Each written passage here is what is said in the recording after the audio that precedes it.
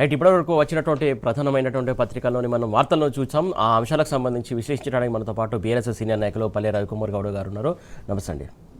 అలాగే ప్రముఖ రాజకీయ విశ్లేషకులు జంగయ్య యాదవ్ గారు ఉన్నారు. నమస్తే అండి. రవి గారు, మీ నుంచి స్టార్ట్ చేస్తున్నా. రియాలిటీకి సంబంధించి, మూసి ప్రక్షాళనకు సంబంధించి రోజు చూస్తున్నాం. ఏదో ఒకటి వాదన కావచ్చు, ఇంకొకటి పీపీటీ కావచ్చు.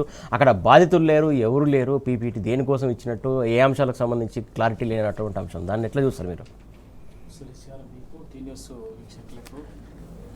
జంగయ్య గారికి అందరికీ గుడ్ మార్నింగ్ అండి, నమస్కారం అందరికీ. నిన్న మూసి ప్రక్షాళన, మూసి సుందరీకరణ, దానికి సంబంధించి ముఖ్యమంత్రి గారు రేవంత్ రెడ్డి గారు ఓ ప్రజెంటేషన్ ఇచ్చారు. సరే, 2 సంవత్సరాలుగా దానికి సంబంధించినటువంటి డ్రామా నడుస్తున్నది. ఇది మొత్తం రియల్ ఎస్టేట్ జాతర, రియల్ ఎస్టేట్ ఎక్స్పో అంటారు కదా, సేమ్ 100% రియల్ ఎస్టేట్ ఎక్స్పో లాంటిది. ఎందుకంటే అధికారంలోకి వచ్చిన రోజే మొట్టమొదటిగానే మొదలుపెట్టింది ఏంటంటే మూసి ప్రక్షాళన పేరు మీద 30,000 కోట్లు అన్నారు. తర్వాత 3 నెలలకు 50,000 కోట్లు అయింది. తర్వాత ఇవాళ 1,50,000 కోట్లకు వచ్చింది. మధ్యలో ఇంకా దబాయించారు. మేము 1,50,000 కోట్లని ఎవడన్నాడు, మమ్మల్ని కావాలని బదనాం చేస్తారు, మేము సత్యహరిశ్చంద్ర వారసులము, నీతిమంతులము, అసలు అవినీతి అనేది లేవు, మాకు ఏమి తెలియదు అన్నట్టుగా ఒక దబాయింపు మాటలు మాట్లాడినారు. కానీ వాళ్ళ తేలిపోయింది కదా ఏంటంటే 1,50,000 కోట్లకు టెండర్ పెట్టారు. దీంట్లో ఇక్కడ చాలా స్పష్టంగా టీఆర్ఎస్ పార్టీగా నిన్న ఆయన మాట్లాడిన దాంట్లో పేరు ప్రస్తావించకపోయినప్పటికీ కూడా పరోక్షంగా రేవంత్ రెడ్డి గారు మాట్లాడింది ఏంటంటే, ఆయన మొత్తం హైదరాబాదు ప్రజల భవిష్యత్ తలరాత మారుస్తుంటే, తెలంగాణ ప్రజల తలరాత మారుస్తుంటే మేము అడ్డుపడుతున్నట్టుగా, ఇంకేదో వచ్చేటటువంటి అర్థం వచ్చేటట్టుగా మాట్లాడాడు. సూటిగా ఒకటి అడుగుతున్నాం. మూసి సుందరీకరణ అన్నది కానీ, మూసి ప్రక్షాళన అన్నది కానీ ఒక రేవంత్ రెడ్డి గారి బుర్రలో పుట్టినటువంటి మొట్టమొదటి ఆలోచనేనా? ఇంకా అంతకుముందు ఎవ్వరు చేయలేదా?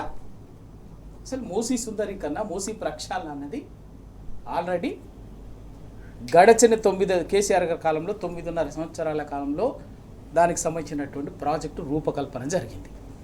రూపకల్పన జరగడమే కాదు, డిపిఆర్ 26,000 కోట్లతోటి డిపిఆర్ కూడా రూపొందించడం జరిగింది. డిపిఆర్ రూపొందించడంతో పాటు దానికి సంబంధించినటువంటి ప్రాజెక్టు ఎగ్జిక్యూషన్లో కూడా వచ్చింది. మూసీ రివర్ ఫ్రంట్ కార్పొరేషన్ను ఒక ప్రత్యేకంగా పెట్టి ఏర్పాటు చేసి దానికి సంబంధించినటువంటి ఎక్సర్సైజ్ చేసి ఏంటి మూసీ రివర్ దాంట్లో మొదలుపెట్టింది. అసలు మూసీ ఇంత దరిద్రం కావటానికి కారణమేంది, ఇంత మురికి కూపంగా మారటానికి కారణమేంది? కారణం ఎవరనేది పక్కకు పెడదాం. ఈ పుణ్యాత్మలే 50 సంవత్సరాల కాలంలో 50 ఏళ్ళు 2014 కంటే ముందు ఈ రాష్ట్రాన్ని పరిపాలించిన వాళ్ళు ఎవరండి?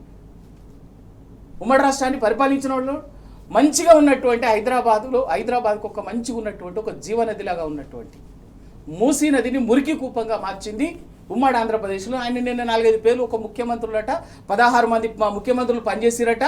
ఆ 16 ముఖ్యమంత్రి పనులు కొందరు పేర్లు ఉన్నాయి. గా పుణ్యాత్మలే కదా, గా ముఖ్యమంత్రులే కదా, గాళ్ల ప్రభుత్వాలే కదా మూసిని మురికి కూపంగా మార్చింది. హైదరాబాద్లో ఉన్నటువంటి డ్రైనేజీని నేరుగా మూసిలో కలపడం, హైదరాబాద్లో ఉన్నటువంటి పారిశ్రామిక వ్యర్థ పదార్థాలని ఇండస్ట్రీస్ నుంచి వచ్చేటటువంటి బయోవేస్ట్, ఇండ్లలో నుంచి వచ్చే బయోవేస్టేజ్ని, ఇండస్ట్రీస్ నుంచి వచ్చేటటువంటి కెమికల్ వేస్టేజ్ని, కాలుష్య రసాయనాలని నేరుగా దాంట్లోకి బాజాప్తా పంపి మురికి కూపంగా మార్చింది. ఇది కదా అందరం చూస్తుందే కదా. ఇవాళ దాన్ని సరిదిద్దాలి. మూసి మురికి కూపంగా మారటానికి కారణమైనటువంటిది ప్రధానంగా 2. ఒకటి డ్రైనేజ్, బయోవేస్టేజ్ నేరుగా కలపడం, దాన్ని ఆపాలి. 2 కెమికల్ వేస్టేజ్, కెమికల్ పొల్యూటెడ్స్, రసాయన వ్యర్థ పదార్థాలను ఇండస్ట్రీస్ నుంచి వచ్చేటువంటి ప్రాసెస్ చేసి దాన్ని కలపాలి. అది ఆపితే వ్యర్థ పదార్థాలు దాంట్లోకి పోయేటటువంటి కాలుష్యకారకము మొత్తం ఉన్నటువంటి మురికిని దాంట్లోకి డంపు చేయండి, ఆపడం మానేసి ఈయన సినిమా చూపించేసి దానికి సింగపూర్ కన్సార్షియం, ఆంధ్ర ప్రజలకు అనుభవంలోనే ఉంది ఆ సింగపూర్ కన్సార్షియం. గ్రాఫిక్స్లో చూపించి అమరావతిని ఓహో ఆహా అని చెప్పేసి అద్భుతం చేసి గ్రాఫిక్స్లో చూపించి సేమ్ మళ్ళీ గదే సింగపూర్ సేమ్. ఇక్కడ ఎందుకంటే ఇదే ప్రాజెక్టుని 20 సంవత్సరాల క్రితం ఉమ్మడి ఆంధ్రప్రదేశ్ ముఖ్యమంత్రిగా నారా చంద్రబాబు నాయుడు గారు ఈ మూసీకి సంబంధించి చేసి ఇక్కడి నుంచి హైదరాబాద్లో ఉన్నటువంటి దాన్ని ఒక రియల్ ఎస్టేటు, దాని చుట్టూ కింది నుంచి మీ దాకా 50 కిలోమీటర్ల పాటు ఒక వ్యాపార వాణిజ్య పర్యాటకం పేరు మీద, సుందరీకరణ పేరు మీద, పర్యాటక సుందరీకరణ పేరు మీద వ్యాపార వాణిజ్య కేంద్రాలని, వాటికి సంబంధించినటువంటి శాశ్వత భవనాలని, అంతస్తులని, రియల్ ఎస్టేటు, వీటన్నిటిని చేయడానికి చంద్రబాబు నాయుడు గారు 25 సంవత్సరాల క్రితం స్కెచ్ చేసింది. అందులో భాగంగానే అక్కడ ఉన్నటువంటి మూసీనగర్, శంకర్ నగర్ వాళ్ళందరినీ కూడా తరిమి కొట్టాలని చూస్తే అప్పుడు ప్రజల నుంచి తిరుగుబాటు వచ్చింది. వాళ్ళకి అక్కడే వాళ్ళ కోసం పునరావాసం పేరు మీద కట్టిందే ఇవాళ ఎల్బీ నగర్ కర్మన్ ఘాట్లో ఉన్నటువంటి నందనవనం. చాలామందికి తెలియదు. ఓకే, అయినా కూడా ప్రజలు కొందరే పోయింది, అక్కడ పోకుండా ఇక్కడ ఉన్నారు. ఇక్కడ విషయం ఏంటంటే సుందరీకరణ పేరు మీద కానీ, ప్రక్షాళన పేరు మీద కానీ పేదవాళ్ళని అక్కడి నుంచి తరిమేసి, పేదవాళ్ళ ఇళ్ళు కూల్చేసి, మీరు బహుళ అంతస్తుల వ్యాపార వాణిజ్య మల్టీప్లెక్స్ ఇటువంటి రకరకాలటువంటి అంతస్తుల భవనాలని నిర్మించడానికి మేము వ్యతిరేకం. ఆ పేరు మీద పేదవాడిని ఇల్లు కూల్చడానికి మేము వ్యతిరేకం. మేము అభివృద్ధికి వ్యతిరేకం కాదు, మూసి ప్రక్షాళనకు వ్యతిరేకం కాదు. ఆ ప్రక్షాళనని ఒక ఎవరికి ఏ ఒక్కరి పేదవాడి ఇల్లు కూడా, ఏ ఒక్క పేదవాడి మధ్య తరగతి ఇల్లు కూడా కూల్చే అవసరం లేకుండానే 26,000 కోట్లతోటి కేసీఆర్ గారే దాని ఒక అద్భుతంగా రూపకల్పన చేసింది. అందులో భాగంగానే 3,800 కోట్ల రూపాయలతోటి మొదటి దశలో 39 STPల నిర్మాణం, సివరేజ్ ట్రీట్మెంట్ ప్లాంట్స్. ఏంటిది? ఈ మురికి నీరు, ఈ డ్రైనేజ్ వాటరు, కెమికల్ వాటరు వచ్చేటటువంటి వాటిని శుద్ధి చేసి వాటిని రీసైక్లింగ్లో వాడుకునేటటువంటి పద్ధతికి మొదలుపెట్టి 39 సీవరేజ్ ట్రీట్మెంట్ ప్లాంట్లని ఇవాళ హైదరాబాద్లో దేశం ఎక్కడ లేనట్టుగా హైదరాబాద్ నగరంలోనే పర్ డే 2000 MLD మురికి నీటిని శుద్ధి చేసేటటువంటి ఒక అద్భుతమైనటువంటి వ్యవస్థని మొదలుపెట్టి సృష్టించి ఆన్గోయింగ్లో ఉన్నది. మళ్ళీ ఇంకా ఆయన ఇంకేదో చెప్పిండు, బ్రిడ్జిలు, వాటర్ షెడ్లు అని చెప్పి. ఇవన్నీ కూడా ఆల్రెడీ 15 బ్రిడ్జిలు కేసీఆర్ గారు దాదాపు 1,500 కోట్లు, సబ్జెక్టు ఎగ్జాక్ట్లీ ఫిగర్. ఓకే, దాంట్లోనే ఆ భాగంలోనే మూసి మీద ఎక్కడికక్కడే ముసారాంబాగు, అక్కడ ఇక్కడ నాగోలు, మధ్యలోకి ఇక్కడి నుంచి ఇక్కడ కిస్మత్పుర, ఇక్కడి నుంచి అక్కడ వరకు 15 చోట్ల మంచి హై లెవెల్ బ్రిడ్జిలు అద్భుతంగా అల్ట్రా మోడర్న్గా అంతర్జాతీయ స్టాండర్డ్స్ తోటి బ్రిడ్జ్ కమ్ వాటర్ షెడ్, పైన బ్రిడ్జ్ ఉంటుంది, కింద వాటర్ స్టోరేజ్ ఉంటుంది. మొత్తం 53 కిలోమీటర్ల పాటు ఒక మొత్తం నది అనేది జీవనదిగా కనిపించేటట్టుగా శాశ్వతంగా దాని గోదావరి జలాలు ఇంక ఇవన్నీ ఏవీని చెప్పే ఏవి కొత్తవి కాదు. వాటన్నింటికి డిపిఆర్ ఉన్నది, వాటన్నిటిని రూపకల్పన చేసింది కేసీఆర్ గారు, కేటీఆర్ గారు అంతర్జాతీయ ప్రమాణాలతోటి. వాటి విలువ, వాటి అంచనా విలువ 26,000 కోట్లే డిపిఆర్. ఆ 26,000 కోట్లలో ఇప్పటికే 5-6 వేల కోట్లు ఖర్చు కూడా పెట్టింది. ఓకే, 5-6 వేల కోట్లు ఖర్చు కూడా పెట్టింది. STPలు పూర్తయినాయి. STPలు ఇప్పటికే 25-26 STPలు పూర్తి చేసి పనిచేస్తున్నాయి. మిగతా ఇంకా ఆన్గోయింగ్లో ఉన్నాయి. ఇవన్నీ కూడా ఇంకా STPs ఇవన్నీ చేయాల్సి. ఇది పక్కకు పెట్టి కేవలం 26,000 కోట్లు ఇంకేమైనా ఉంటే ఎస్కలేషన్ అయితే ఇంకేమైనా అయితే 5-10 30,000 కోట్లు.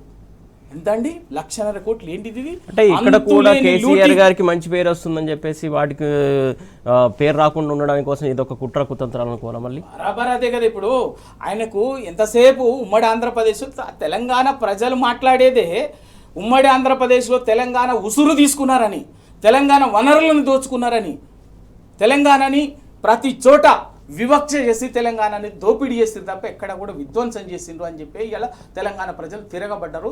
తరిమిరు, మెడలు వంచి తెలంగాణ రాష్ట్రాన్ని సాధించుకున్నారు. ఇలా ఆయనకు రేవంత్ రెడ్డి గారికి ఉమ్మడి రాష్ట్రంలో పరిపాలించిన ముఖ్యమంత్రులు చాలా అద్భుతంగా వాళ్ళ పేరు చిరస్థాయిగా స్వర్గలోకంలో కూడా వినిపించేటట్టుగా ఉందట, ఆయనకు కనిపించింది. కానీ ఇదే కేసీఆర్ గారు హైదరాబాద్లో ఒక అద్భుతంగా ఒక మౌలిక సదుపాయాల కల్పన కానీ, మీకు ఏ విషయంలో కానీ మౌలిక సదుపాయాన్ని SDB రోడ్లు కానీ, మిగతా దీనికి సంబంధించిన మూసీకి సంబంధించి కానీ, మీకు ఇంకా ఏవి తీసుకున్న రోడ్లు, కనెక్టివిటీ ప్రతి విషయంలో చేసినటువంటిది ఆయన కనిపించలేదు.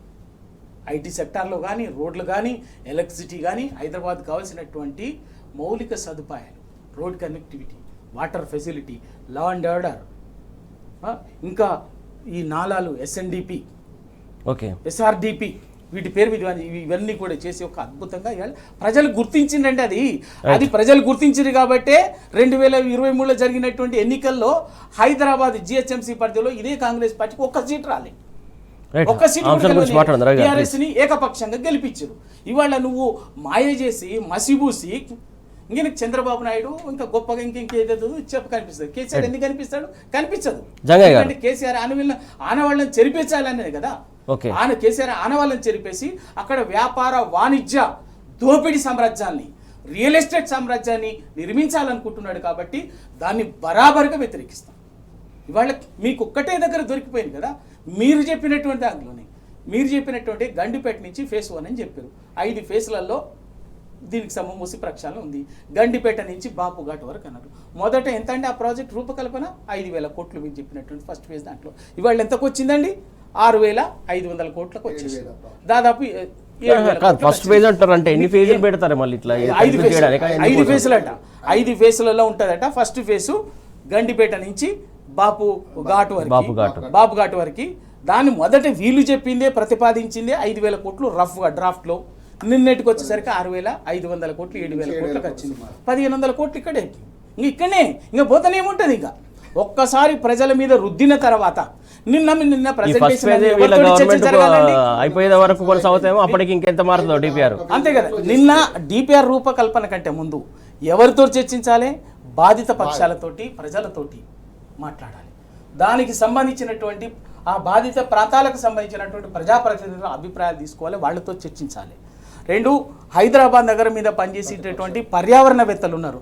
దాని మీద వాళ్ళ అభిప్రాయాలు, వాళ్ళ ఆలోచనలు తీసుకోవాలి. మేధావులు ఇవన్నీ ఉన్నది. ఇవేవీ లేవు. సింగపూర్ కన్సార్షియం, సార్కు సంబంధించినటువంటి సిండికేట్. సింగపూర్ కన్సార్షియం అంటే చంద్రబాబు నాయుడు, అది చంద్రబాబు కన్సార్షియం, తర్వాత రేవంత్ రెడ్డి సిండికేట్. ఈ 2 కలుసుకొని స్కెచ్ చేసిండు. 26,000 కోట్లని 1,50,000 కోట్లకు పోయింది. రేపు ఆ 1,50,000 కోట్లు కూడా ఉండదు. అది ఇంకెక్కడికి పోతుంటుంది. మొదలైన తర్వాత 2 లక్షలు 3 లక్షలకి వీళ్ళకి. ఎందుకంటే వీళ్ళు చెప్పినటువంటి ప్రాణహిత చెవెళ్ళనే 13,700 కోట్లతో మొదలైంది. టెండర్లకు వచ్చేసరికి 34,000 కోట్లకు వచ్చింది. అది చెప్పరు వీళ్ళు. ఎన్ని రోజుల వ్యవధిలో? అది 2005లో ప్రాణహిత చెవళ్ళ వీళ్ళతో గొప్పగా చెప్తారు కదా.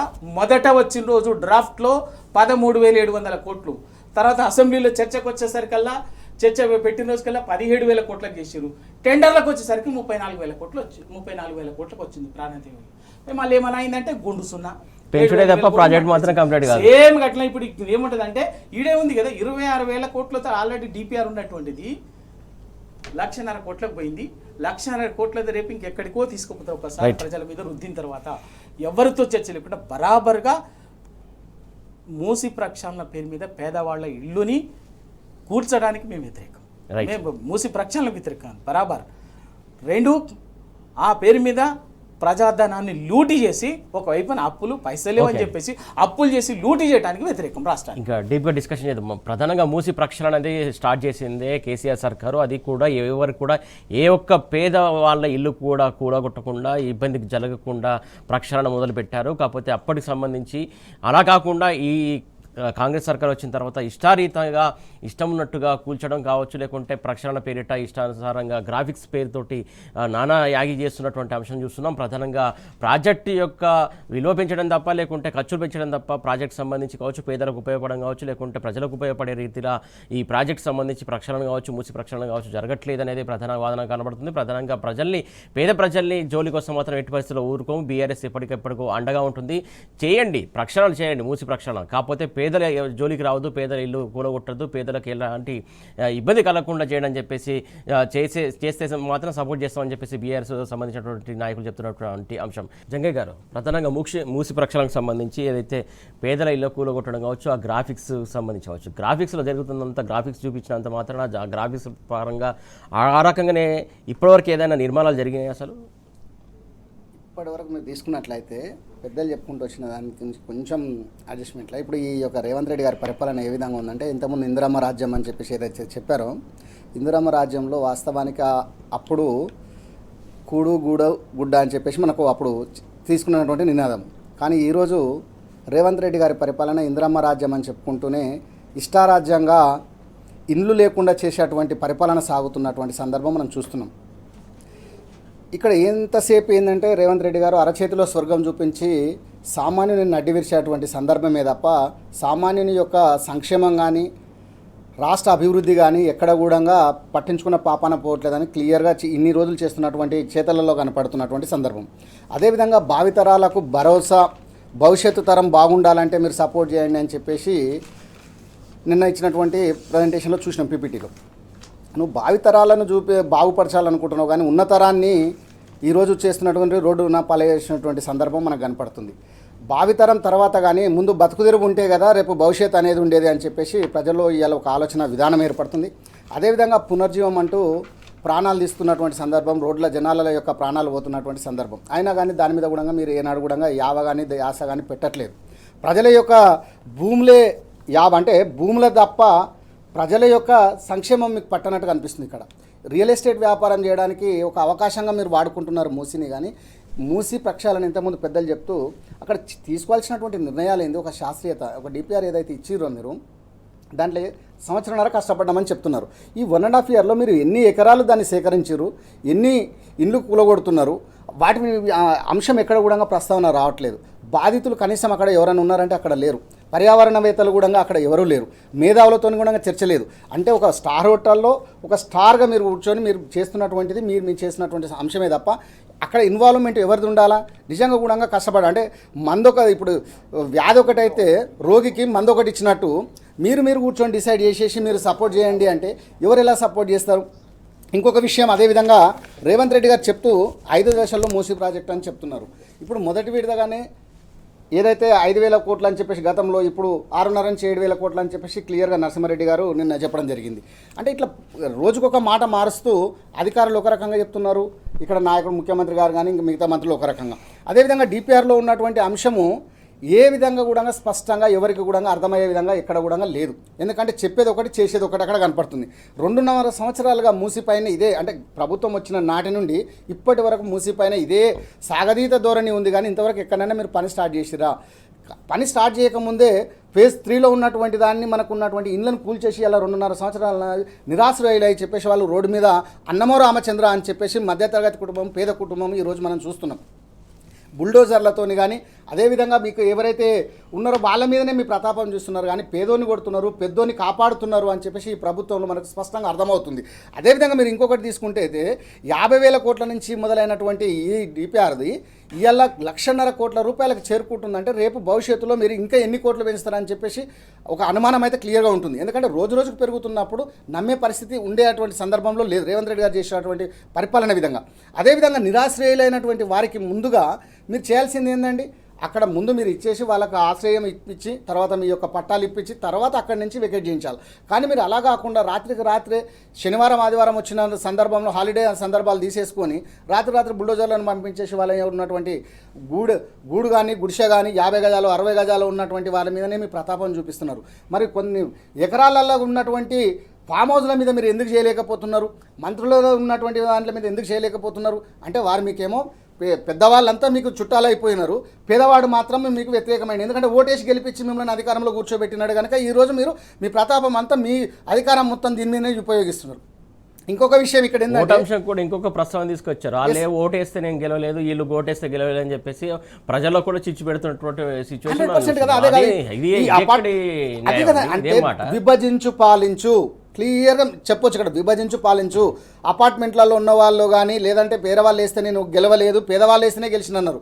సో మీరు చేసినటువంటిది భస్మాసుర హస్తం. ఇది అంటే మీరు హస్తం గుర్తుకు ఓటేసారు కనుక నేను మీ నెత్తినే చేయబెడతా అంటే శివుడు ఇంతకుముందు మనకి ఏదైతే ఒక ఉంది కదా మనకు పురాతనాలలో ఎవరైతే ఆశీర్వదిస్తారో వారిని ఎత్తినే చేయబెట్టేటువంటి సందర్భం ఈరోజు రేవంత్ రెడ్డి గారి పరిపాలన కనపడుతుంది. అదేవిధంగా మీరు ఇంకొక విషయం తీసుకున్నట్లయితే గాంధీ పేరిట ఈయన ఏదైతే మధ్యతరగతి కుటుంబానికి ఇచ్చేస్తా అని చెప్పేసి చెప్తున్నారో గాంధీ సరోవర్ అని చెప్పేసి వారి మనవడైనటువంటి వారే వద్దు మీరు పేదవాళ్ళ ఇండ్లు కూల్చొద్దు, వారి యొక్క గోడు మనం వినాలి అని చెప్పేసి ఆయన స్పష్టంగా చెప్పినప్పటికీ కూడా అదేవిధంగా మొండి వైఖరితో ముందుకు పోతూ అంటే దాంట్లో ఉన్నటువంటి ఆర్థిక ఆలోచన విధానంతో పోతున్నారు. అంటే ప్రజల ఆలోచన ఇక్కడ కాదు, ప్రజల సంక్షేమం కోసం కాదు, ఎక్కడ కూడా ఒక రియల్ ఎస్టేట్ చేసేసి ఆ భూముల పక్కన ఉన్నటువంటి రియల్ ఎస్టేట్ వ్యాపారం చేయాలని ఒక ఆలోచన విధానంతో ప్రభుత్వం ముందుకు పోతుంది. కానీ ప్రజల కోసము ప్రభుత్వం ఎన్నుకోవాలి కానీ ప్రజల కోసం కాకుండా తన కోసం తన కుటుంబం కోసం అన్న చందంగా ఈరోజు కనపడుతుంది.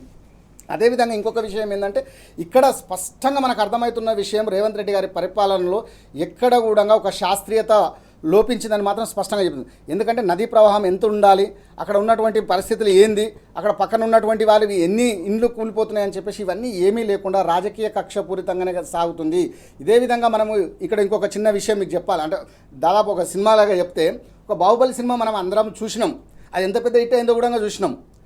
ఇందులో రేవంత్ రెడ్డి గారు ఒక బల్లాల దేవగా, అంటే బల్లాల దేవ అంటే మీకు తెలుసు కదా, బాహుబలి ఏదైతే ఉంటాడో తను ఎంతసేపు ఏంటంటే ప్రజలను కాపాడుతూ రాజ్యాన్ని కాపాడాలి, రాజ్యం సుభిక్షంగా ఉండాలి, ప్రజలు అందులో సంతోషంగా ఉండాలనే ఒక ఆలోచన విధానంతో యుద్ధం సమయం టైంలో ప్రజలను కాపాడి నెక్స్ట్ యుద్ధానికి రాక్షసుని సంహరించడానికి వెళ్తాడు. కానీ ఇక్కడ బల్లాల దేవ ఎంతసేపు ఏం ఎక్స్పెక్ట్ చేస్తాడు, ప్రజలు ఏమైనా పర్వాలేదు, వాళ్ళు ఏం చేసుకున్నా చేసుకొని, కానీ శత్రు సైన్యాన్ని ఏమైనా చేయని, ప్రజలను ఏమైనా చేయని, నాకు అధికారం దక్కితే చాలు, నాకు పీఠం వైపే కన్ను అన్నట్టు బల్లాల దేవ యుద్ధం చేసినట్టు మనం బాహుబలి సినిమాలో చూసినాం. సేమ్ అదే పాత్ర ఇక్కడ మనం క్లియర్గా చెప్పొచ్చు.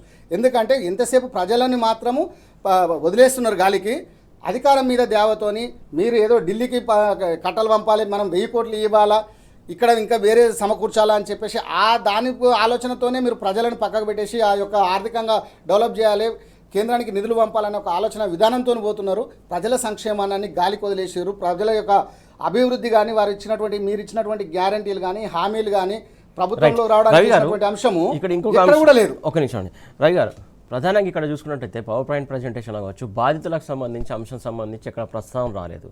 వారికి ఎక్కడ పునరావాసం కల్పిస్తారు, లేకుంటే ఏంది, లేకుంటే అసలు వారి అంచనా ఏమైనా ఏంటి, వాళ్ళకి ఎంత ఇస్తారు ఏంది అనే అంశాలు ఎక్కడ కూడా మాట్లాడే పరిస్థితి. అంటే ఒక ప్రాజెక్ట్ సంబంధించి ఏదైనా ప్రాజెక్ట్ స్టార్ట్ చేస్తే ఒక అంచనాలు అవన్నీ ఉంటాయి కదా, అవేవి లేకుండా ఈ ప్రజెంటేషన్ ఇవ్వడం కావచ్చు, అంత గందరగోళం సృష్టించడం కావచ్చు, దేనికోసం అసలు? సురేష్ గారు, నిన్న పవర్ పాయింట్ ప్రజెంటేషన్లో కానీ 2 సంవత్సరాలుగా జరుగుతున్నటువంటి సందర్భంలో కానీ ఎక్కడ కూడా బాధితుడు ఇల్లు కోల్పోయేటటువంటి వాళ్ళంటే వీళ్ళకి లెక్కలేదు.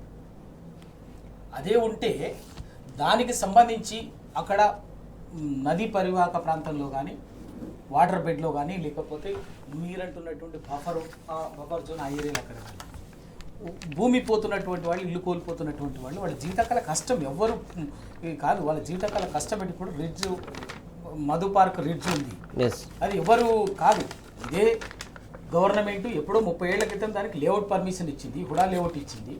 తర్వాత దాన్ని అందరు కలిపి మళ్ళీ అపార్ట్మెంట్గా కట్టి 480 కుటుంబాలకు 5 అంతస్తులో 8 అంతస్తుల భవనానికి అనుమతి ఇచ్చింది. ఇవాళ మీరు బఫర్ అంటున్నారు, ఆ బఫర్ ఇవన్నీ కూడా ఇచ్చి అటువంటి బాధితులతోటి కానీ ఎక్కడ కానీ ఎన్నడూ కూడా కనీసం బాధితులతో కానీ, బాధితుల పక్షాన మాట్లాడే వాళ్ళతో కానీ కనీసం చర్చించాలి, వాళ్ళ అభిప్రాయాలు తీసుకోలే. కానీ నిన్న మాట్లాడేటటువంటి వాళ్ళు, ముఖ్యమంత్రి గారు మాట్లాడేటప్పుడు మాత్రము ఏదైనా ఇబ్బంది ఉంటే, ఏదైనా సూచనలు ఇస్తే, ఏదైనా సలహాలు ఇస్తే మేము వాటన్నిటి పాటిస్తాం, మంచి స్వీకరిస్తాం, అదే ఏదో చాలా సత్యహరిచంద్రుడు మాటలు మాట్లాడి. మరి ఎట్లా ఇవ్వాలి, దానికి సంబంధించినట్టు what is your mechanism, what is your procedure, ఏమైనా ఒక సమావేశం ఆర్గనైజ్ చేసిందా, లేకపోతే ఒక బాధితులతో కానీ, లేకపోతే సంబంధించినటువంటి వాళ్ళని, నష్టపోయేటటువంటి వాళ్ళని ఏ విధంగా కాపాడుకుంటాము, లేకపోతే అసలు మీ డిపిఆర్ ఏది, ఎవరితో చర్చ పెట్టాలి? జర్నలిస్టులు కూడా చెప్తే కూడా వాళ్ళ మీద కేసులు అవుతున్నాయి కదా. అంటే ప్రతిపక్షం ప్రశ్నించిన కేసులే, జర్నలిజం వాళ్ళు చెప్పిన కేసులే, ఎవరు నువ్వు చెప్తే కేసులు పెట్టబడుతుంది, ఇంకొకరు చెప్తారు ముందుకొచ్చి. అసలు మీరు దానికి సంబంధించినటువంటి డిపిఆర్ రూపకల్పనకు ముందే ఏం జరగాలి, ఒక అభిప్రాయ సేకరణ జరగాలి, బాధితులతో అభిప్రాయ సేకరణ జరగాలి, సమాజంలోని బుద్ధిజీవులతో అభిప్రాయ సేకరణ జరగాలి, ప్రజాప్రతినిధులతో అభిప్రాయ సేకరణ జరగాలి, వివిధ వర్గాలతోటి ఒక ఉన్నత స్థాయి సమావేశాన్ని, క్షేత్రస్థాయి సమావేశాన్ని వేరువేరుగా ఉన్నత స్థాయి సమావేశము, క్షేత్రస్థాయి సమావేశాలు నిర్వహించి దానికి అన్నిటికి సంబంధించినటువంటి ఒక డిపిఆర్ రూపకల్పన చేయాలి. అది జరిగిందా? ఏమి లేదే. సింగపూర్లో మీరు ఏదో థేమ్స్ నది అంటారు, సియోల్ అంటారు, అహ్మదాబాద్ సబర్మతి అంటారు, ఏదో చెప్తారు, ఏదో మాట్లాడటానికి ఉపన్యాసానికి బాగా అనిపిస్తుంది, అది వినటానికి వినసొంపుగా ఉన్నది, కానీ నష్టపోతున్నటువంటి బాధితుడి కడుపు మంటగా ఉంది. ఏముంది ఇవాళకి ఏం చెప్పారో చెప్పండి. ఇల్లు కోల్పోతున్నటువంటి వానికి, ఆడ ఇల్లు కూలుస్తున్నటువంటి వాళ్ళ పట్ల మీ పాలసీ ఏంది, మీ విధానం ఏంది? లేదు కదా, అదేం చెప్పలేదు. ఏమీ లేకుండా కేవలం ఏంది మీరు నది ప్రక్షాళన అంటారు. ఇవాళ కేసీఆర్ గారు ఆల్రెడీ 26,000 కోట్లతోటి ఒక్క ఇంటికి కూడా నష్టం లేకుండా, కూల్చకుండా ఒకటి ఓ పేదవాడిది కానీ ఓ పేద మధ్యతరగతి వాడు కానీ ఒక సొంత ఇల్లు వాళ్ళ జీవితకాల కష్టాన్ని కూడబెట్టుకొని కట్టుకున్నటువంటి ఇంటిని కానీ కూల్చే అవకాశం లేకుండానే అవసరం లేకుండానే రివర్ బెడ్ని ప్రాతిపదికనే రివర్ బెడ్ని పునాదిగా తీసుకొని దాన్ని మూసి పునరుజ్జీవం కోసము ఈ యొక్క రూపకల్పన చేసి డిపిఆర్ కూడా ఉన్నది. డిపిఆర్ ఉన్నది. దానికి పక్కకు పెట్టి వాళ్ళు ఎందుకు మూసీ నదికి రెండు వైపులా అటు 200 మీటర్లు ఇటు 200 మీటర్లు బఫర్ పేరు మీద మీరు తీసుకొని మీరేం రూపకల్పన చేస్తున్నారు? అక్కడ బహుళంతస్తుల నిర్మాణాలు కడతారు, మల్టీప్లెక్స్లు కడతారట, 20 అంతస్తులు 30 అంతస్తులు కడతారట, హోటల్స్ షాపింగ్ కాంప్లెక్స్లు, లేకపోతే ఇంకోటి మసాజ్ సెంటర్లు, ఇంకోటి కడతారట. అంటే పేదవాడిది 100 గజాలనో 200 గజాలనో పేద మధ్యతరగతి వాడి ఇల్లు ఉంటేనేమో బఫర్ జోన్ అయింది. మరి అదే బఫర్ జోన్లో మరి ఈ మూసి ప్రక్షాళన పేరు మీద 20 అంతస్తులు 10 అంతస్తులు కట్టొచ్చా? మరి వాడిని గుంజుకుంటున్నప్పుడు పేదవాడు తీసినప్పుడు బఫర్లు ఇల్లు ఉంది కాబట్టి బఫర్లే నిర్మాణం ఉండొద్దు అని కూల్చేస్తుంటారు, గుంజుకుంటుంటారు. మరి మీరు చేసే మీ ప్రతిపాదన ఏంది? మీరు పెట్టిన డిపిఆర్లో అక్కడే మల్టీప్లెక్స్లు, అక్కడే మల్టీపర్పస్ బిల్డింగ్లు, మసాజ్ సెంటర్లు, హోటల్స్, ఇవంతా కూడా ఏంటంటే తెలంగాణని దోచుకోవటం కోసం, తెలంగాణని 70 ఏళ్లుగా దోచుకున్నట్టు 2014 ముందు హైదరాబాద్లో తెలంగాణ వనరులని భూములని అన్నీ అడ్డంగా దోచుకున్నటువంటి వాళ్ళు మళ్ళీ కొత్తగా వేసినటువంటి స్కెచ్చే మూసీ ప్రక్షాళన పేరు మీద ఈ మూసీ ఒడ్డున బాపుఘాట్ నుంచి గౌరెల్లి వరకు అటు ఇటుగా ఎకరాలు పేదవాడి 100 గజాలు గుంజుకొని ఒక్కొక్కడు 5 ఎకరాలు 10 ఎకరాల్లో షాపింగ్ కాంప్లెక్స్లు, హోటల్స్లు, మసాజ్ సెంటర్సు, రకరకాల వ్యాపార కేంద్రాలని, రకరకాల షాపింగ్ కాంప్లెక్స్లని, వాణిజ్య కేంద్రాలని కట్టుకోవటం కోసం, వాళ్ళ శాశ్వతంగా ఉంచుకోవడం కోసం వాళ్ళ రక్తం పేదవాళ్ళని కూల్చి వాళ్ళని గుంజుకొని వాళ్ళ ఉసురు పోసుకొని ఇలా ఈ హైదరాబాద్ తెలంగాణను దోచుకున్నటువంటి వాళ్ళకి అప్పచెప్పి వీళ్ళంతా మిలాఖత యొక్క సిండికేట్ లాగా చంద్రబాబు నాయుడు సిండికేట్, తెలంగాణని ఉమ్మడి రాష్ట్రంలో దోచుకున్నటువంటి చంద్రబాబు నాయుడు సిండికేటు భూములు తెలియదు మనకి ఎక్కడెక్కడో హైదరాబాద్ ఎట్లా పోయింది, ప్రాకటూల్స్ ఎందుకు మూసిపోయింది, రిపబ్లిక్ పోర్ట్స్ ఎందుకు మూసిపోయింది, రేల్స్ కంపెనీ ఎక్కడ మూసివేయబడ్డది, 1000 ఎకరాల భూములు ఎక్కడికి పోయినాయి, చంద్రబాబు నాయుడు సిండికేట్ మింగేసి. ఇవాళ మళ్ళీ కొత్తగా మింగటానికి ఏం లేవు కాబట్టి హైదరాబాద్లో ఈ మూసి స్కెచ్ చేసి మూసి ప్రక్షాళన పేరు మీద అక్కడి నుంచి ఇక్కడి వరకు దాదాపు 100 ఎకరాలని ప్రజల ఇళ్ళు కూల్చి, పేదవాడి మధ్యతరగతి వాడి ఇళ్ళు కూల్చి విధ్వంసం సృష్టించి వాళ్ళ ఉసురు తీసుకొని వీళ్ళ శాశ్వతంగా వీళ్ళ భవిష్యత్ తరాలకి వ్యాపార వాణిజ్య సముదాయాల్ని నిర్మించుకోవడం కోసం చేసేటటువంటి కుట్రనే, ఎత్తుగడనే, పన్నాగమే, క్రూర పరిహాసమే ఇవాళ వచ్చేటటువంటి మూసీ ప్రక్షాళన ప్రాజెక్టు తప్ప హైదరాబాద్ మూసీ ప్రక్షాళన కోసం కానీ హైదరాబాదుకు ఆయన చెప్పేటటువంటి 2.5 కోట్ల ప్రజల భవిష్యత్తు 2050లో ఉండే 2 కోట్ల 30 లక్షల జనాభా అవసరాల కోసం కానీ నల్గొండ ప్రయోజనాల కోసం కానీ ఏమీ కాదు. హైదరాబాద్లో దోచుకోవటానికి భూములు ఏం మిగలలేదు కాబట్టి ఒకవైపున హిల్ట్ పాలసీ పేరు మీద ఇండస్ట్రీస్ని అవి అయిపోతుంది, అది జరుగుతుండగానే ఈ పేరు మీద మళ్ళీ దోచుకోవటం కోసం వ్యాపారం కోసం చేసేటటువంటి స్కెచ్ మాత్రమే ఇది. రైట్ అండి. మొత్తానికి రియల్ ఎస్టేట్ వ్యాపారం కోసం హిల్ట్ పాలసీ అలాగే ఇటు మూసి ప్రక్షాళన పేరిట మొత్తానికి ఏదైతే దోపిడీ చేయడానికి కాంగ్రెస్ పార్టీ కుట్రలు పన్నుతోంది, ప్రధానంగా అందులో ముఖ్యంగా రేవంత్ రెడ్డి సర్కార్ అలాగే పక్కన ఉన్నటువంటి పక్క రాష్ట్రమైనటువంటి ఆంధ్రప్రదేశ్ తోటి కుమ్మక్కై ఇలాంటి నాటకాలకు తెరలేపారని చెప్పేసి ఆరోపిస్తున్నటువంటి అంశం. జంగయ్య గారు, ఇటు ఆర్టీసీ సమ్మె సైరన్ మోగింది, అలాగే నిరుద్యోగుల నిరసన మార్చి జరుగుతుంది. మొత్తానికి ఎక్కడ పడితే అక్కడ నిరసనల సెగలు కాంగ్రెస్ సర్కారుకు వస్తున్నా కూడా సర్కారు మాత్రం కించమంతా కూడా స్పందన లేదు. ఎందుకు అనుకోవాలి? దున్నపోతు మీద వాన పడ్డదాన్ని సామెత తిన్నారో లేదో మరి, కానీ జనరల్గా మనం ఎన్ని ధర్నాలు చేసినా ఎన్ని రస్తారోకోలు చేసినా కానీ ప్రభుత్వంలో చీమ కుట్టినట్టు కూడా కనపడట్లేదు. ఇక్కడ ఎందుకంటే చేయడానికి ఏదైనా చేసి చెప్పుకోవడానికి అవకాశం ఉంటుంది, కానీ అధికారంలో ఇంతకుముందు నేను చెప్పినట్టు అధికారంలో రావడానికి వాళ్ళు ఎన్నో హామీలు ఇచ్చారు, మేనిఫెస్టో పెట్టారు, గ్యారంటీలు అన్నారు. అంటే అవకాశం ఎక్కడ వస్తే అక్కడ కూడా దాన్ని ప్రతిదీ వాడుకొని అధికారంలోకి వచ్చిన తర్వాత వాటిని చేయలేము అని చెప్పి చేతులు ఎత్తిన సందర్భం మనం క్లియర్గా చూసినాం. తులం బంగారం కానీ, స్కూటీ అనుకోండి, రైతు బంధు కానీ, రైతు బీమా కానీ, ఉద్యోగాలు ఆ హామీలు ఎలాగో నెరవేర్చారు లేవు. అవన్నీ నెరవేర్చే సంవత్సరానికి పరిస్థితి లేదు. 2 లక్షల కాకపోతే ఉద్యోగాలు ఉన్నటువంటి సిచ్యువేషన్లో నిరసనకు సంబంధించి కావచ్చు, లేకుంటే ఉద్యోగులు కావచ్చు, లేకుంటే కార్మికులకు సంబంధించి కావచ్చు, ప్రస్తావన వచ్చినప్పుడల్లా పట్టించుకోకుండా ఎందుకు ఇంత నిర్లక్ష్యంగా ఉంటుంది సర్కారు? అదే ఇప్పుడు వాళ్ళు ఇస్తున్నటువంటి వాటినే కదా వీళ్ళు ఉద్యోగులు అడుగుతున్నారు. నిరుద్యోగులు ఏం అడుగుతున్నారు? మీరు 2 లక్షల ఉద్యోగాలు ఇస్తున్నారు సంవత్సరానికి, ఎందుకు ఇవ్వట్లేదని ఈరోజు అడుగుతున్నారు. నిజంగా మీరు ఆ హామీ పెట్టకపోతే మేము ప్రభుత్వాన్ని ఎన్నుకుందామో ఎన్నుకోకపోదామో కదా. మీరు ఇచ్చినందుకు మేము నమ్మి మీకు ఓటేసినాము, మరి మీరు ఇచ్చినటువంటి నమ్మకం ఏమైంది అని చెప్పేసి ఈరోజు రోడ్డు మీదకి రావడం జరిగింది. కానీ ఇదే ఆర్టీసీ క్రాస్ రోడ్లో ధర్నా చేస్తున్నప్పుడు, నిరుద్యోగులు ధర్నా చేసినప్పుడు రాహుల్ గాంధీ గారు వచ్చేసి సపోర్ట్ చేసినప్పుడు మరి ఈరోజు ఎందుకు రావట్లేదు రాహుల్ గాంధీ గారు? ఈరోజు ఎందుకు తెలవట్లేదు వాళ్ళకి? ఇదే రేవంత్ రెడ్డి గారు ఎన్నిసార్లు మాట్లాడారు, నేను వస్తే అది చేస్తా, ఇది చేస్తా, జాబ్ క్యాలెండర్ ఇస్తా అన్నారు. ఎక్కడ పోయింది అవన్నీ? అంటే మాటలకు మాత్రమే. తను చెప్పారు కదా మన ఒక మీటింగ్లో, అబద్ధము అడుగు ఏలేజ్లోపు ప్రపంచాన్ని చుట్టేసి వస్తుంది అనేసి, నిజము నిలకడగా ఉంటుంది, అబద్ధం ప్రపంచాన్ని ఏలి వస్తుంది అన్నట్టు ఆయన అబద్ధపు మాటలతోని హామీలతోని ఈరోజు ప్రభుత్వాన్ని గద్దెనెక్కి నిజం తెలుసుకొని ఈరోజు ఏమి చేయలేము అని చెప్పేసి చేతులెత్తి మేము ఏదైతే కొన్ని మీటింగ్లలో మనం చూసినాము, ఎన్జిఓస్ మీటింగ్లలో కానీ ప్రభుత్వ ఉద్యోగులలో నా దగ్గర ఖజానా ఏం లేదు, నా చేతిలో ఏం లేదు, ఏం చేయాలో మీరే చెప్పండి, లేకపోతే నా దగ్గర ఉన్న ఖజానా మీకు అప్పచెప్తాను మీరే చేయండి. మరి అదే మాట మీరు అధికారంలో రాకముందు ఓట్ల రూపంలో ఉన్నప్పుడు, ఓట్ల దగ్గరికి వచ్చినప్పుడు నేను ఏమి చేయలేను, నాకు ఏమీ తెలియదు, అది అన్నీ మీకే తెలుసు అంటే అదే కదా. అంటే మీరు ఎంతసేపు ఆ రోజు చెప్పింది నేను గుంపు మేస్త్రి అని చెప్పారు. మీరు గుంపు మేస్త్రిని, వాస్తవానికి గుంపు మేస్త్రి అయినప్పుడు కనీసం కింద ఉన్నటువంటి వాళ్ళని అయితే కాంటాక్ట్ చేసుకోవాలి కదా. మరి ఎక్కడ పోయింది అదంతా? అంటే ఇలా ఉద్యోగాలు మీరు ఇచ్చే పరిస్థితుల్లో లేరు. అవి ఎన్ని ఉన్నాయో తెలియదు, ఖాళీ ఎన్ని ఉన్నాయో తెలియదు, ఎన్ని రిక్రూట్ చేయాలనో తెలియదు. కానీ ఎవరి దొడ్లినో ఈనింది మన పిల్ల అని చెప్పి ముద్దాడుకున్నట్టు గత ప్రభుత్వం ఇచ్చినటువంటి ఉద్యోగాలని నేను ఇచ్చిన అని చెప్పేసి పెద్ద బహిరంగ సభలు పెట్టి ఖర్చులు పెట్టేసి సర్టిఫికెట్లు ఇచ్చేసి మా ప్రభుత్వంలోనే ఇచ్చినామని చెప్పడం, ఇట్లా మాట మార్చి రోజుకొక మాట చెప్తూ కాలం గడపడం.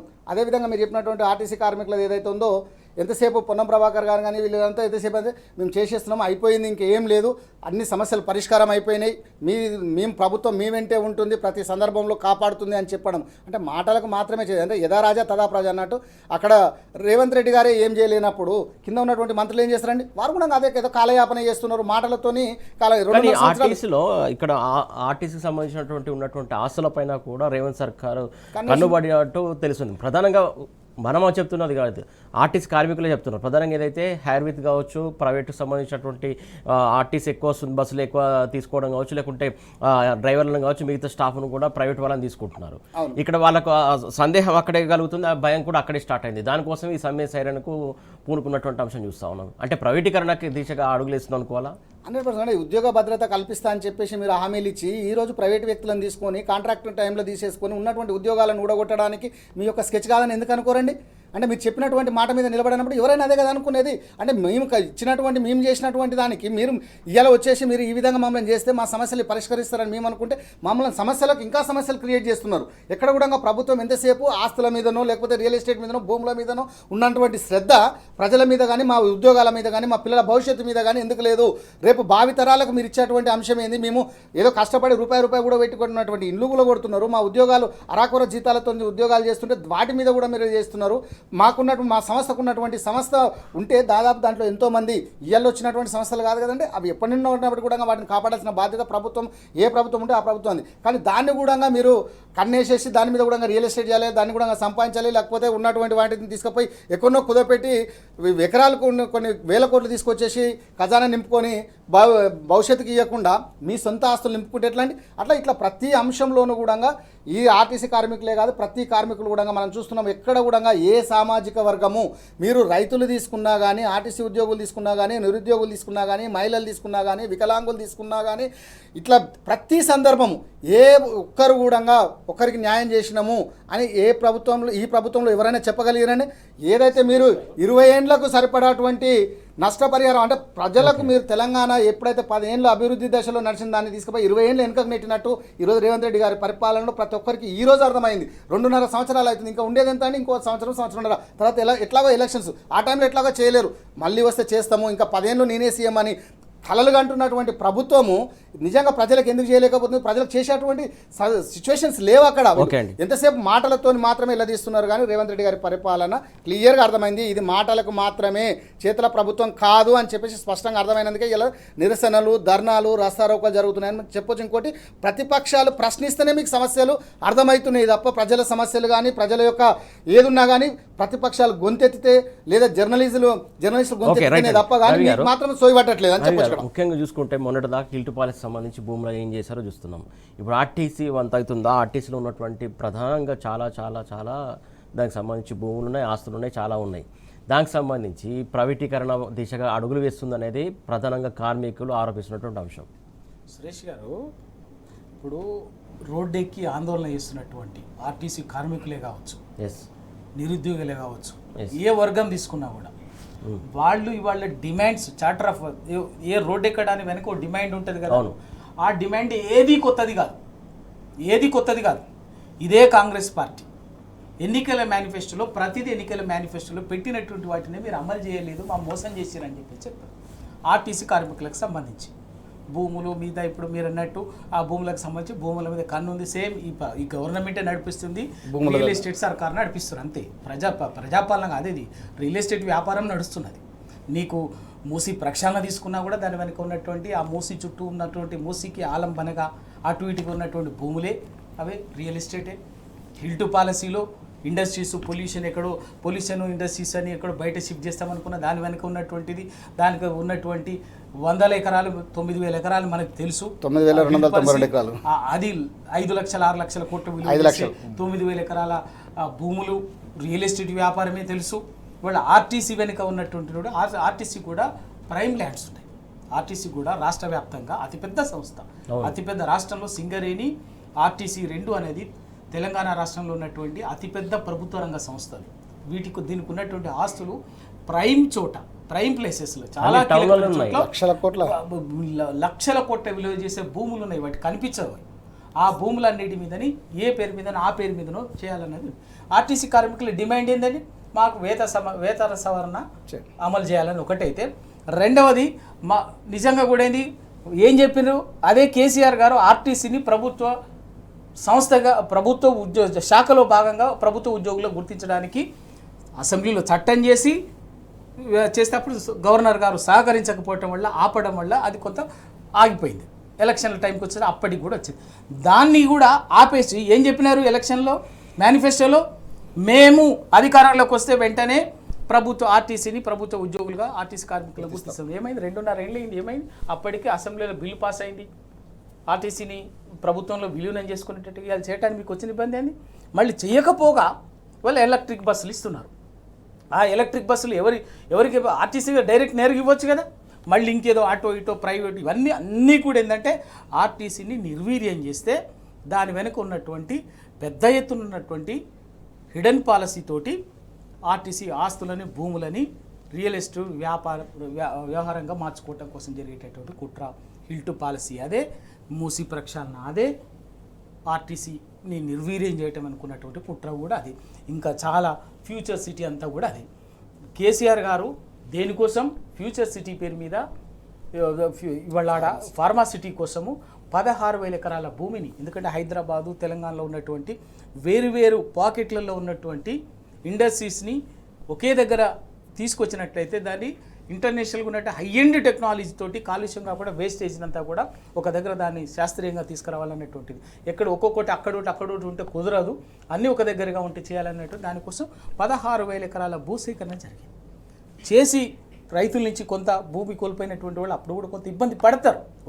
ఒక భవిష్యత్ తరాలని మంచిది ఉద్దేశంలో దానికి కూడా ఏంటంటే విడమర్చి చెప్పి 16,000 భూమిని సేకరిస్తే మళ్ళీ ఆ ఫార్మాసిటీని క్యాన్సిల్ చేసి ఇవాళ చేసిన పని ఏంటంటే ఫ్యూచర్ సిటీ పేరు మీద కంప్లీట్ రియల్ ఎస్టేట్ వ్యాపారం. తను అనుకున్నటువంటి వాళ్ళకి తను అనుకున్నటువంటి వాళ్ళకి ఆ ముసిగేసి ఈ ముసిగేసి ఆ పేరు మీద ఈ పేరు మీద ఎకరాలకు కట్టబెట్టడం. 16,000 ఎకరాలు కేసీఆర్ గారు సేకరించి అప్పచెప్పాడు. దాని ఫ్యూచర్ సిటీ పేరు మీద ఉన్న సిటీనే విధ్వంసం చేసుకుంటా, ఇక్కడ ప్రజల బతుకుల్ని బుగ్గిపాలు చేసుకుంటా, ఉసురు పోసుకుంటా, భవిష్యత్ తరాల కంటే నేను ఏదో అద్భుతమైన జీవితం ఇవ్వాలన్నటువంటి దాంతో నేను ఒక గొప్ప ప్రయత్నం చేస్తుంటే నన్ను అడ్డుకుంటున్నారు అని చాలా ఏదో గొప్ప మాటలు మాట్లాడారు. ఆయన మాట్లాడే మాటలకి చేసే కార్యాచరణకి ఎక్కడా పొంతన లేదు. ఆయన ఈ వేదిక మీద ఒకటి మాట్లాడతాడు, సేమ్ ఆయన మాట్లాడినటువంటి అంశాన్ని ఇంకో పక్కకు పోదగిన ఆయన ఇంకోటి దాన్ని పరస్పర విరుద్ధంగా ఆయనకు తప్పు మాట్లాడిన కొట్టేసినట్టుగా మాట్లాడుతుంటాడు. ఎక్కడ పొంతనోడు కేవలం దాని వెనుక వ్యాపార వాణిజ్య రియల్ ఎస్టేట్ ప్రయోజనాలు తప్ప ఆయన ఏం చేసినా కూడా ప్రజా పరిపాలన లేదు, ప్రజల ఆకాంక్షలు లేవు, ప్రజల్ని ఉద్ధరించేది లేదు, తెలంగాణ మేలు కోరేది లేదు, భవిష్యత్ తరాల కోసం బాగుకోరేటటువంటిది ఏమీ లేదు. అంతా మోసం, వంచన, దగ, దానికి రకరకాల ముసుగులేసి కథ నడిపిస్తున్నారు తప్ప అంతకు మించి ఇంకేమీ లేదు. రైట్. కాంగ్రెస్ సర్కార్ వచ్చిన తర్వాత మొత్తానికి మోసం అలాగే దగ తప్ప పరిపాలనకు సంబంధించి కావచ్చు, ప్రజలకు సంబంధించి కావచ్చు, మేలు చేసే ఏ ఒక్క నిర్ణయం కూడా జరగట్లేదని చెప్పేసి రవి గారు ఆరోపిస్తున్నటువంటి అంశం. ప్రధానంగా ఒక వార్త చూస్తున్నాం నమస్తే తెలంగాణ. ఏదైతే కేసీఆర్ మాటలతోనే రిక్రూట్మెంట్స్ బంద్ ఏదైతే మావోయిస్టులకు సంబంధించి పార్టీకి సంబంధించి తెలంగాణ వచ్చిన తర్వాత ఇలాంటి డెవలప్మెంట్స్ జరిగాయి. ఆ డెవలప్మెంట్స్ వల్ల జనారణ్యంలో ఉన్నారు తప్ప ఏదైతే నక్సలైట్లుగా మారాలనే ఆలోచన కావచ్చు, లేకుంటే ఆ రకంగా చేయలేదనేది ఏదైతే ఇంటర్వ్యూలో దేవిజీ కావచ్చు, సంగ్రామంలోకి పోయినటువంటి నక్సలైట్ చేసినటువంటి కమిటీకి సంబంధించి మీరేమంటారు జంగయ్య గారు? ఇక్కడ ఏదైతే దేవ్జీ గారు కానీ సంగ్రామ్ గారిని ఎవరు మాట్లాడినా కానీ వాస్తవాలు మరుగున పడవు. ఎప్పటికైనా ఏదో ఒక రోజు బయటకు వస్తాయి. వాళ్ళ యొక్క వర్షన్ ఎంతసేపు ఏముంటుందండి? అసలు నక్సలైట్ కావడానికి కారణం ఏంది? నక్సలైట్లుగా ఎందుకు మారుతారు జనాలు? జనరల్గా మనం తెలుసుకున్నంత వరకు ఏంటంటే మంచిగా చదువుకున్నప్పటికీ కూడా ఉద్యోగ అవకాశాలు లేక, ఉపాధి అవకాశాలు లేని సందర్భంలో, ఇంట్లో గడవక, పరిస్థితులు బాగాలేక, ఎందుకంటే తినడానికి తిండి కూడా లేని సందర్భము, ఇంత తల్లిదండ్రులు కష్టపడి ఇంత చదివిస్తే నేను వాళ్ళకి ఏ విధంగా సహాయపడలేకపోతున్నా అని చెప్పి యువత ఆలోచన విధానం, ఏమైనా పని చేద్దామంటే పనికి అక్కడ అవకాశం లేకపోవడం, ఇట్లా కనీసం వ్యవసాయం చేద్దామంటే అక్కడ నీళ్లు లేకపోవడము, కరెంటు లేకపోవడము, గ్రామాలలో గతంలో మనం చూసుకున్నట్లయితే ఉమ్మడి పరిపాలన చూసుకున్న సందర్భంలో అంటే ఉమ్మడి నాయకులు ఏదైతే మనకు రాకుండా తెలంగాణ అంటే ఒక చిన్న చూపు ధోరణితో ఎలాంటి అవకాశాలు సదుపాయాలు కల్పించలేని సందర్భంలో మన తెలంగాణ నుంచి చాలామంది ఏదో ఒక రకంగా మేము చేయాలి, న్యాయం జరగాలి అని చెప్పేసి వాళ్ళు అక్కడ రిక్రూట్మెంట్ అంటే అక్కడ నాయకత్వము, మావోయిస్ట్ నాయకత్వము రిక్రూట్మెంట్ చేసేది. ఆ సందర్భంలో 2014లో తెలంగాణ వచ్చిన తర్వాత, కేసీఆర్ గారు వచ్చిన తర్వాత తెలంగాణ గురించి ఏదైతే తెలంగాణ పడ్డటువంటి గోస కానీ, యువతకు ఉన్నటువంటి నైరేష్యం అంటే వాళ్ళలో ఉన్న ఆలోచనలో ఉన్నటువంటి ఏమైంది, ఎందుకు ఇట్లా అని అనుకున్న సందర్భం ప్రతిదీ తెలుసు కనుక కేసీఆర్ గారు స్పష్టంగా దీని మీద ముందు మనం కాన్సన్ట్రేషన్ చేయాలి, పిల్లల భవిష్యత్తు ముందు ఉండాలి, యువతకు మనము ఏదైనా చేసి చూపించాలి, యువతకు పని కల్పించాలి, గ్రామాలలో నీరు కానీ కరెంటు కానీ ఇవి కల్పించినట్లయితే ఇంకొకరి మీద ఆధారపడడు, ఉపాధి చూపించాలి అనే ఒక ఆలోచన విధానంతో ప్రతి సందర్భంలో ప్రతి ఒక్కరికి పని కల్పించే విధంగా తీసుకునేటువంటి నిర్ణయం, పరిశ్రమలు కానివ్వండి, వ్యవసాయ రంగం కానీ రెండు కన్నులుగా భావించి కేసీఆర్ గారు ఆ రోజు తీసుకున్న నిర్ణయాలు సక్సెస్ అయినందువలనే యువత ఎక్కడ కూడా మరోవైపు చూడకుండా, ఎందుకంటే పని ఉంది చేసుకోవడానికి, ఉద్యోగం ఉంది కంపెనీ చేసుకోవడానికి, ఇంకా మేము బయట అక్కడ ఎందుకు పోవాలి, మావోయిస్టులో ఎందుకు జాయిన్ కావాలి, ఎవరి కోసం జాయిన్ కావాలి, ఇక్కడ మంచిగా ఉంది కదా మన ఆలోచన విధానంతో సరిపడేటువంటి నాయకత్వం ఉంది కదా, తెలంగాణ వచ్చింది, కేసీఆర్ గారు మంచి నిర్ణయాలు తీసుకొని మా అభివృద్ధికి ఆలోచన విధానం చేస్తున్నారు, భవిష్యత్ తరాలకు బాగుండాలని చెప్పేసి ప్లాన్ చేస్తున్నారు, ఇంప్లిమెంట్ చేస్తున్నారు అని ఒక ఆలోచనతో వాళ్ళు అక్కడ ఆపేయడము, దాని వలన ఈరోజు దేవ్జీ గారు ఆ రోజు కేసీఆర్ గారు తీసుకున్న నిర్ణయం వలన యువత మాకు రిక్రూట్ చేయలేకపోయినాము, సో ఆ పరిపాలనే బాగుందని చెప్పడం నిజంగా కూడా అభినందనీయం. ఎందుకంటే ప్రతి ఒక్కరికి కూడా తెలుసు ఆ విషయం, కానీ కొందరు చెప్తారు, కొందరు కళ్ళుండి చూడలేని కబోదులు కొందరు. ఎందుకు ఈ మాట చెప్తున్నంటే ఈరోజు రేవంత్ రెడ్డి గారికి తెలంగాణ మీద ఉన్నటువంటి విద్వేషము ఎందుకు, గతంలో ఉన్నటువంటి దేశవ్యాప్తంగా ఉన్న ప్రతి ఒక్కరు వచ్చి కూడా తెలంగాణ అభివృద్ధి సాధించిందంటే కేసీఆర్ గారి నాయకత్వం వలన అని చెప్పేసి ప్రతి ఒక్కరు చెప్తున్నప్పటికీ రేవంత్ రెడ్డి గారు మాత్రం కేసీఆర్ గారు చేసింది ఏముంది అని చెప్తున్నారు. కనీసం దేవ్జీ గారు మాట్లాడారు. ప్రధానంగా 2019 తర్వాత నుంచి మావోయిస్టుకు సంబంధించి రిక్రూట్మెంట్స్ లేవు. ఏదైతే తెలంగాణలో జరుగుతున్నటువంటి అభివృద్ధి కావచ్చు, కేసీఆర్ సర్కారు తీసుకొచ్చినటువంటి అనేక పథకాలు కావచ్చు, చాలా మందికి ఉపయోగపడ్డాయి. అందుకే వాళ్ళు సమాజంలో ఉండాలనుకుంటారు తప్ప అభయారణ్యంలోకి రావడానికి ఇష్టపడలేదని చెప్పినటువంటి మాటలు ఇంటర్వ్యూకి సంబంధించినటువంటి విషయాలకు సంబంధించి మీరేమంటారు? సురేష్ గారు, దీనికంటే ముందు నేను ఇంకొక మాట చెప్తాను. చెప్పండి. అసలు Maoist party people's war party అంతకంటే ముందు, దానికంటే ముందు పునాది రాడికల్ స్టూడెంట్ యూనియన్ RSU అక్కది ఎప్పుడు 69లో 70స్లో జరిగింది. దాన్ని ఎందుకు 70లో RSU అనేది పుట్టింది, దాని నుంచి వచ్చినటువంటి వాళ్ళందరూ కూడా మొదటి తరం గణపతి గారు కూడా, ముప్పాల లక్ష్మణరావు గారు, తర్వాత మల్లూజుల కోటేశ్వరరావు గారు, కిషన్జీ, ఆ మొదటి తరం నాయకత్వం అంతా కూడా చనిపోయారు కొందరు, అందరూ చాలామంది చనిపోయారు. ఇప్పుడు ఉన్నటువంటి వాళ్ళు కూడా చాలామందికి అగ్రనాయకత్వం అంతా కూడా మొదటి తరం వాళ్ళంతా ఎందుకు అడవి బాట పట్టినో తెలుసు. ఓ బుద్ధిజీవులైన విద్యార్థులు 1969లో కాంగ్రెస్ పార్టీ తెలంగాణ ఉద్యమం పట్ల క్రూరంగా కర్కశంగా వ్యవహరించి 400 మందిని కాల్చి చంపి రక్తం పారించి దానికి నాయకత్వం వహించినటువంటి తెలంగాణ ప్రజా సమితిని మింగేసింది. కాబట్టి అధికారం కోసము రాజకీయ భవిష్యత్తు కోసం తనలాడినటువంటి నాయకులేమో కాంగ్రెస్ పార్టీలో చేరిపోయారు. ఇంకా పేర్లు ఎందుకు వాళ్ళంతా తర్వాత కాలంలో వాళ్ళు మా ఎంపీలు అయినరు, ముఖ్యమంత్రులు అయినరు, మంత్రులు అయినటువంటి వాళ్ళు ఇంకా ఉన్నటువంటి వాళ్ళు కూడా ఉన్నారు.